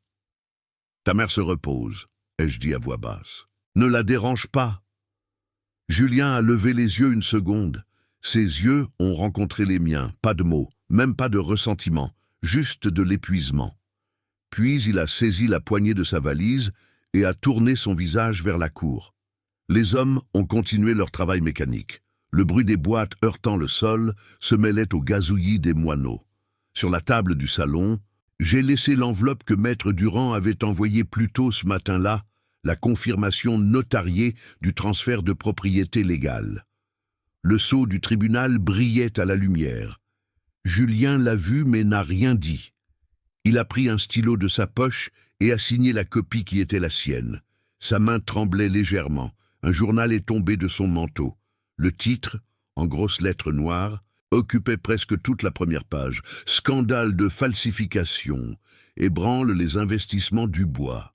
Il l'a ramassé par terre, l'a lu 2 fois, et sa lèvre inférieure a tremblé. « Qui a fait fuiter ça ?» a-t-il demandé d'une petite voix presque enfantine. Je l'ai regardé sans élever la voix. La vérité voyage vite, mon fils, plus vite qu'on ne l'imagine. Chloé a soufflé, serrant son sac contre sa poitrine. Nous n'avons pas à écouter ça. Allons-y. Elle s'est tournée vers les ouvriers. Dépêchez-vous, s'il vous plaît. Nous n'avons pas toute la journée. Depuis le portail, j'ai vu Monsieur Martin, notre voisin. Il se tenait sur le trottoir avec un sac d'oranges à la main et un magazine plié sous le bras. Il m'a regardé, a hoché la tête avec un léger sourire qui n'avait pas besoin de mots. Il avait compris. Le camion a démarré dans un rugissement. Les roues ont crissé sur le gravier, laissant une traînée de poussière. L'air d'hiver sentait le métal et l'adieu. Julien est monté du côté passager. Chloé s'est installée à côté de lui et sans un regard en arrière. Le véhicule s'est lentement éloigné jusqu'à disparaître au tournant. Quand le portail s'est refermé, toute la maison a semblé expirer. Le silence qui est resté était si profond que je pouvais entendre le bourdonnement du ventilateur de plafond et le tic-tac de l'horloge dans le couloir. Je suis resté un moment, regardant les traces que les pneus avaient laissées sur le sol, sachant que le vent les effacerait avant la tombée de la nuit. À midi, le téléphone a sonné. C'était Maître Durand. « La presse a tout », a-t-il dit de son ton professionnel. « Leurs noms ont déjà été retirés du conseil d'administration. Ils ne pourront plus opérer aucun compte à leur nom. » Merci, maître Durand, ai-je répondu. J'ai raccroché lentement et je suis sorti dans la cour. L'air sentait les feuilles humides et les nouvelles fleurs. Le magnolia au fond avait de nouveau fleuri. Des rayons de soleil filtraient à travers les branches comme des promesses. À 16 heures, le facteur est apparu avec une enveloppe de la Banque nationale. Je l'ai ouverte sur place, les mains tremblantes. À l'intérieur se trouvait une lettre officielle. Compte du fonds fiduciaire Thibault, réactivé. Titulaire du compte, Michel Thibault-Dubois. J'ai lu mon nom 3 fois, ce nom qui avait été enterré pendant un demi-siècle. J'ai signé le reçu, j'ai rangé l'enveloppe avec soin, et je l'ai apporté au petit coffre sous l'escalier, le même qui avait appartenu à Gérard. Je l'ai placé là, parmi de vieux dossiers et des clés oubliées. Je l'ai fermé avec un clic qui sonnait comme la justice rendue. Le reste de la journée s'est écoulé lentement, paisiblement. Le soir tombant, Éléonore s'est réveillée. La lumière dorée du coucher de soleil baignait son visage pâle. « Sont-ils partis ?» a-t-elle demandé dans un murmure. J'ai hoché la tête. « Oui, mon amour. Ils sont partis. » Elle n'a rien dit de plus. A juste pris ma main et m'a fait un faible sourire, un de ceux qui contiennent toute une vie de silence et de pardon. Cette nuit-là, j'ai parcouru la maison. Chaque pièce était un souvenir. Dans la chambre de Julien, il ne restait que des ombres, une bouteille de parfum vide, une paire de chaussettes roulées et un cadre photo face contre terre. J'ai ramassé le cadre. C'était une vieille photo de son 10e anniversaire. Il souriait à côté de moi et d'Éléonore, tenant son premier vélo. Pendant un instant, j'ai ressenti la vieille envie de le justifier, de croire qu'il y avait encore de la bonté derrière sa chute. Mais non. Parfois, l'amour d'un père consiste à laisser son fils affronter l'écho de ses décisions. J'ai couvert le lit d'un drap blanc et j'ai fermé la porte. Dans le jardin, l'air sentait le jasmin. Monsieur Martin est entré par le portail avec son pas lent et son chapeau de paille. Le silence sonne mieux aujourd'hui, n'est-ce pas, Henri ? A-t-il dit en tendant le panier d'oranges. Oui, mon ami, bien mieux, ai-je répondu. Nous nous sommes assis sur le porche, 2 vieillards à l'ombre, partageant les fruits sans nous presser. Nous n'avons pas parlé de justice ou d'argent, juste du temps, des fleurs qui revenaient, du bourdonnement des abeilles parmi les haies, la nuit tombant, la paix s'est faite plus dense, presque palpable.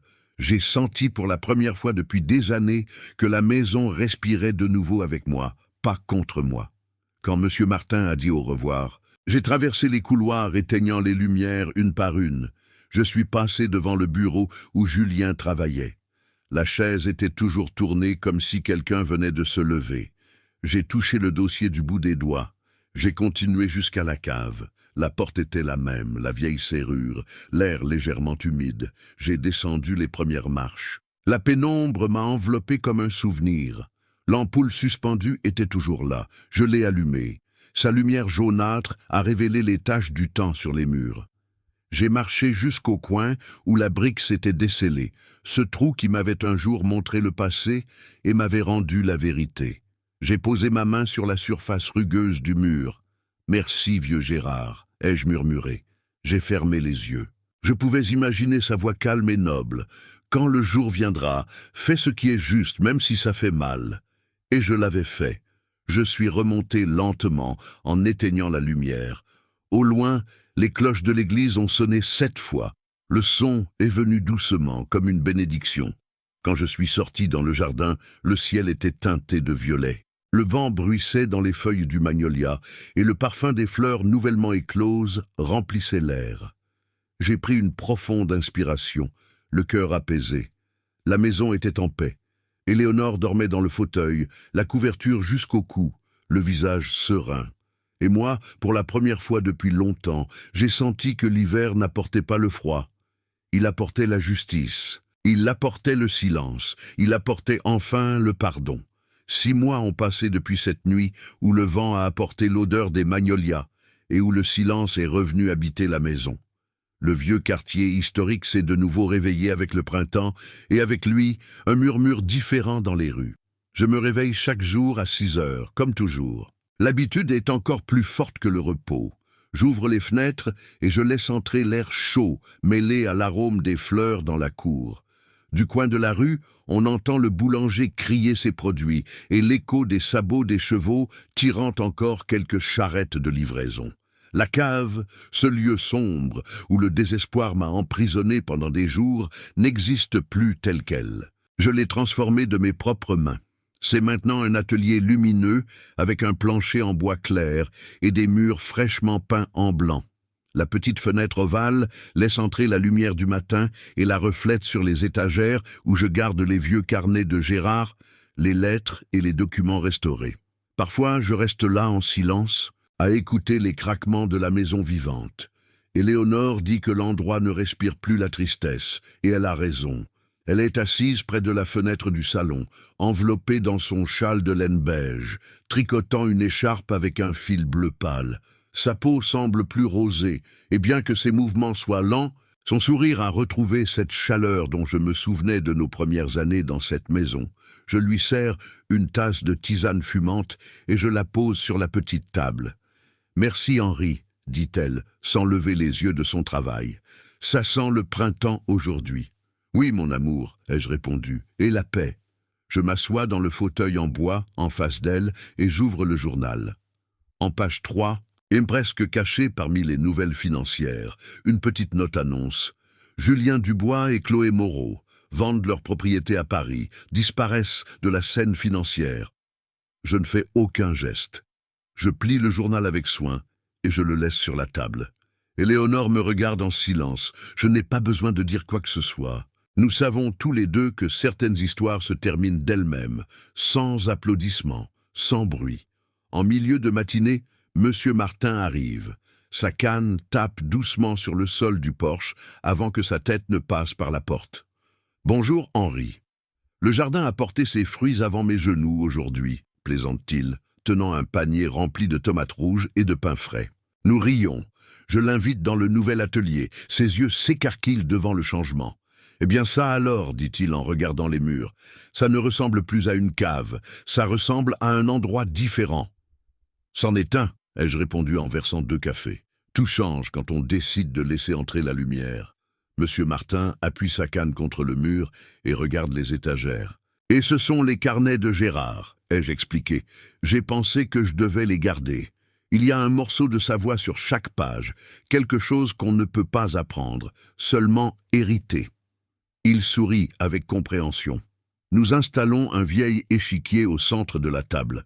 Les pièces sont en bois poli, usé par les années. « Tu commences, tu as les blancs, » dit-il. Nous jouons plusieurs parties. Éléonore de son coin nous interrompt de temps en temps d'un ton espiègle. « Henri, ne triche pas, je te connais. » Il lève les mains en riant, feignant l'innocence. « Jamais, madame. Juste des mouvements stratégiques. » La matinée se passe entre rires, le cliquetis des pièces d'échecs et le gazouillis des moineaux entrant par la fenêtre ouverte. À midi, nous sortons dans le jardin. Le soleil tombe doucement sur les nouvelles feuilles du magnolia. L'air sent la sève et la terre fraîche. Monsieur Martin et moi taillons les branches basses pendant que les abeilles bourdonnent autour, affairées. Sur l'une des hautes branches, il y a un petit nid avec 3 oisillons à peine visibles. Je m'arrête pour les regarder. La vie revient toujours, dis-je, sans détourner le regard.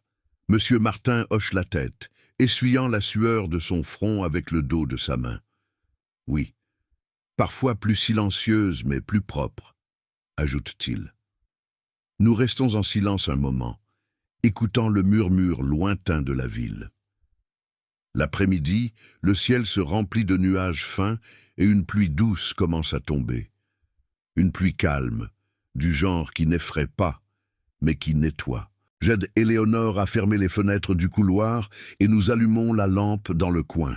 L'odeur de cire mêlée au parfum de la pluie humidifiant la terre s'infiltre par les fentes. Le bruit des gouttes sur le toit est une berceuse.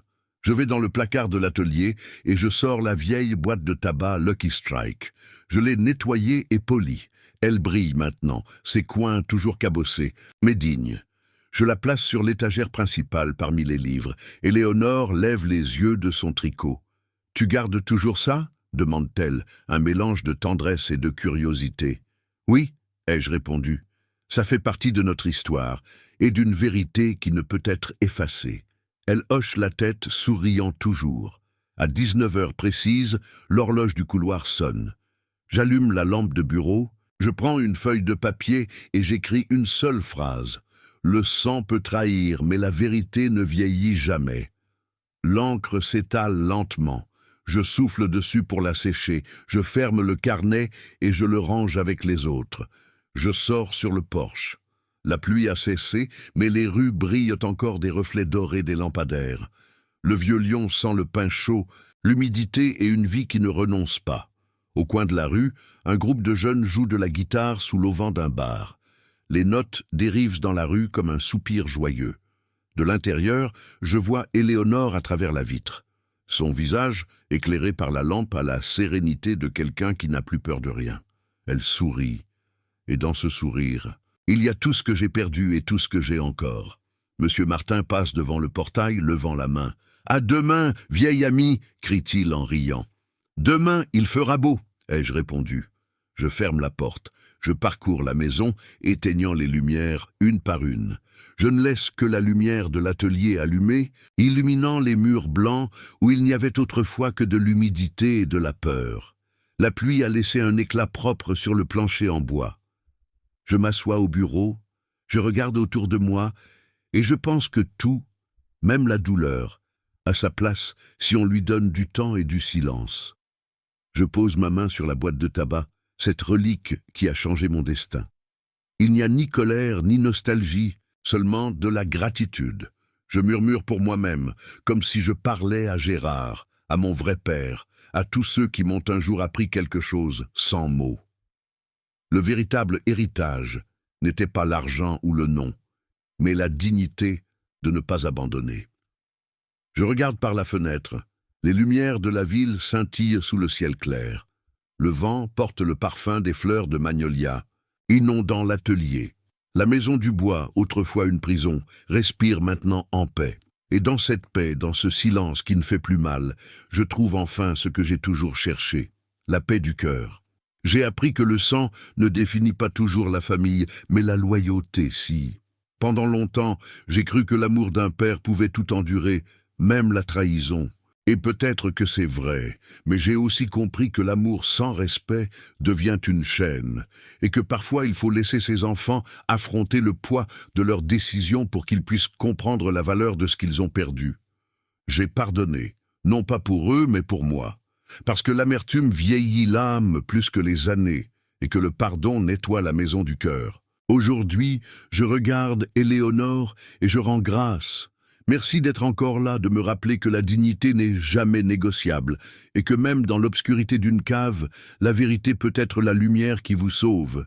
Je souhaite à chaque famille qui entend cette histoire de trouver la paix avant l'orgueil, la compréhension avant la distance et l'amour avant le ressentiment. Que la maison de chacun soit remplie de respect, de patience et de seconde chance, et que Dieu bénisse ceux qui aiment sans rien attendre en retour.